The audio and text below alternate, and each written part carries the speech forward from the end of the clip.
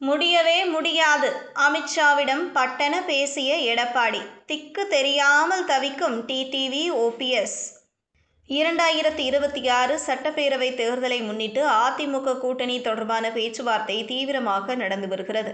இந்த நிலையில் அதிமுக பொதுச் செயலாளர் எடப்பாடி பழனிசாமி டெல்லியில் மத்திய உள்துறை அமைச்சர் அமித்ஷாவை சந்தித்து முக்கிய பேச்சுவார்த்தை நடத்தியுள்ளார். அதில் என்ன நடந்தது, அமித்ஷா கேட்ட கேள்விகளுக்கு எடப்பாடியின் பதில் என்ன என்பது குறித்து சில தகவல்கள் வெளியாகியுள்ளன. அதிமுக கடந்த சில ஆண்டுகளாக தொடர் தேர்தல் தோல்விகளை சந்தித்து வருகிறது. இதனால் கட்சியின் மூத்த தலைவர்கள், குறிப்பாக கே.ஏ. செங்கோட்டையன், சசிகலா, ஓ. பன்னீர்செல்வம், டிடிவி தினகரன் ஆகியோரை மீண்டும் கட்சியோடு இணைக்காமல் 2026 தேர்தலில் வெற்றி பெற முடியாது என்று வலியுறுத்தி வந்தனர். கடந்த மாதம் செங்கோட்டையன் அதிமுக ஒருங்கிணைப்புக்காக 10 நாட்கள் அவகாசம் அளித்தும் அதன் பின்னர் அவரது கட்சி பதவிகள் நீக்கப்பட்டன. இந்த நிலையில் டெல்லிக்கு திடீர் பயணம் மேற்கொண்ட செங்கோட்டையன் அமித்ஷாவை சந்தித்து பேசியது அதிமுகவில் பரபரப்பை ஏற்படுத்தியது. இந்த நிலையில் அதிமுக பொதுச் செயலாளர் எடப்பாடி பழனிசாமி தனது தர்மபுரி சுற்றுப்பயணத்தை ரத்து செய்துவிட்டு திடீரென டெல்லிக்கு சென்றார்.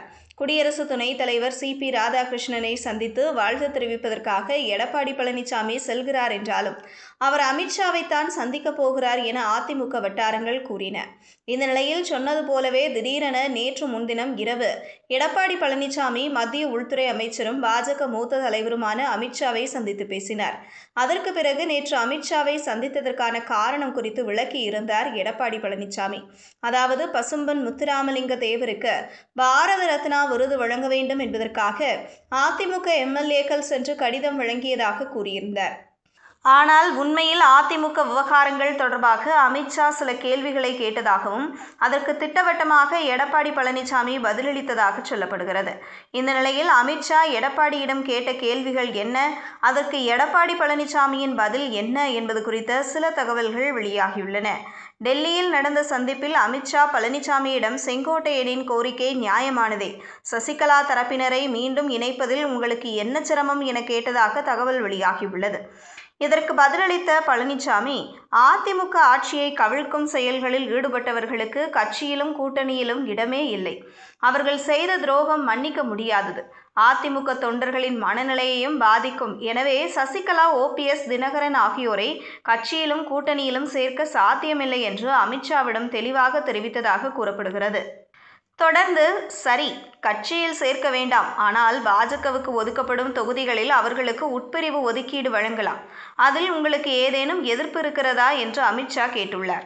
அதற்கு பழனிசாமி, தமிழகம் முழுவதும் நான் பிரச்சாரம் செய்யும் போது அவர்கள் அதிமுகவை அழிக்க முயன்றவர்கள் என்று சொல்கிறேன். அப்படி சொல்வாருக்கே ஆதாரம் பாஜக ஒதுக்கீட்டில் பிரச்சாரம் செய்வது எப்படி சாத்தியமாகும்?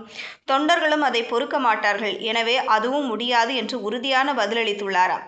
அப்படியானால் தென் மாவட்டங்களில் அவர்களிடம் உள்ள வாக்கு வங்கி நமக்கு கிடைக்காமல் போகும். இது திமுகவுக்கு சாதகமாக அமையாதா என்று அமித்ஷா கேள்வி எழுப்பியுள்ளார். இதற்கு பழனிசாமி, அவர்களிடம் சொல்வதற்கு வாக்கு வங்கி எதுவும் இல்லை. மாறாக முத்துராமலிங்க தேவருக்கு பாரத ரத்னா வழங்கினால் அது நமது கூட்டணிக்கு பெரும் பலம் சேர்க்கும் என்று பரிந்துரை செய்ததாக தகவல் வெளியாகியுள்ளது.